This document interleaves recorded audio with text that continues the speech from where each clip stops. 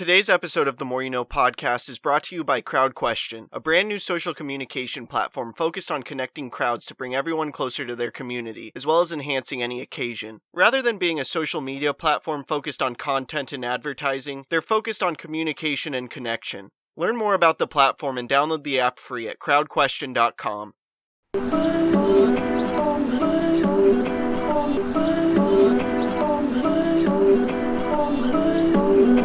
I'm just trying to make it all make sense. Today's More You Know podcast. Today I want to talk about the physical and emotional effects of stress, as shared in the book In Pursuit of Happiness by Frank Minirth.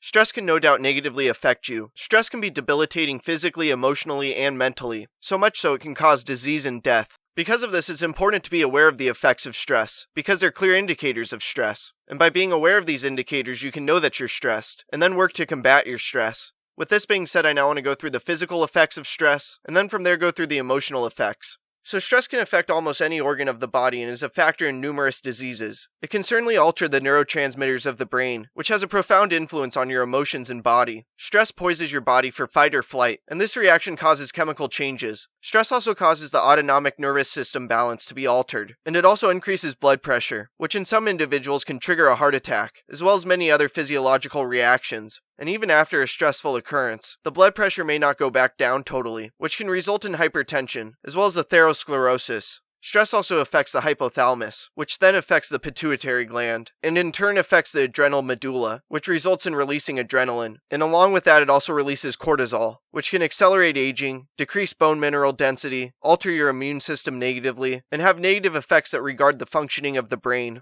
These are the basic physical implications of stress, and these secondary effects which I'm about to go through are what you should be aware of, because they're conditions that you may be going through when you're under stress, and by being aware of them you can prevent these physical implications. The first is depression. Next is anxiety symptoms, things like sweating, trembling, shortness of breath, and nervous tics. Next are mood swings. There's also outbursts of anger, as well as intense worry. You can also face confusion, eating issues, panic episodes, obsessive worry, phobias, health worries, sexual issues, sleep problems, decreased concentration, chest discomfort, nightmares, increased crying, rapid heartbeat, irritable bowel syndrome, menstrual disorders, asthma attacks, frequent urination, outbreaks of skin problems like eczema, hair loss, increased infections, high blood pressure, and hypervigilance.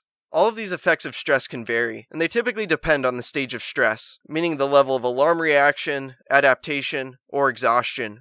And now that we have an understanding of the physical effects of stress, I now want to go through the emotional effects. When dealing with stress mentally, you can develop unhealthy defense mechanisms which I'm about to go through. The first is denial, which is when you refuse to believe that the stressors you are undergoing are affecting you. The second is rationalization, which is similar to denial. It's a largely unconscious mechanism, which is where you deal with stress by developing reasonable explanations for unreasonable behavior.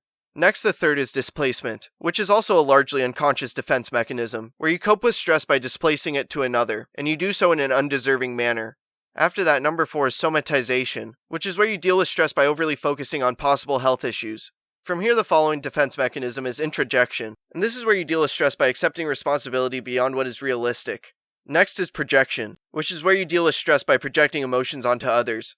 The following defense mechanism is passive-aggressive, which is responding to stress in a passive way. From here, the next one is acting out behavior, which is acting out in various ways including sexually, financially, vocally, physically, with an addiction, and so on. Next is intellectualization, which is where you deal with stress by becoming more and more intellectual. After that, the next mechanism is being controlling, which is self-explanatory. The following is then disassociation, which is rare but certainly interesting. It's when people take on a different personality, or exhibit inappropriate and unacceptable behavior. And finally, the last emotional mechanism is idealization, which is overly admiring other individuals. It's so important to have awareness of the effects of stress. If not, stress can gradually increase in your life and highly hinder you. Having this lack of awareness was something I personally experienced, and it led to emotional issues with my relationships, and also led me to the beginning of burnout. With this being said, you should take note of these effects, and be aware of when they happen in your life. By doing so, you won't let stress get in the way of making a tremendous impact in this world and crafting a life of significance.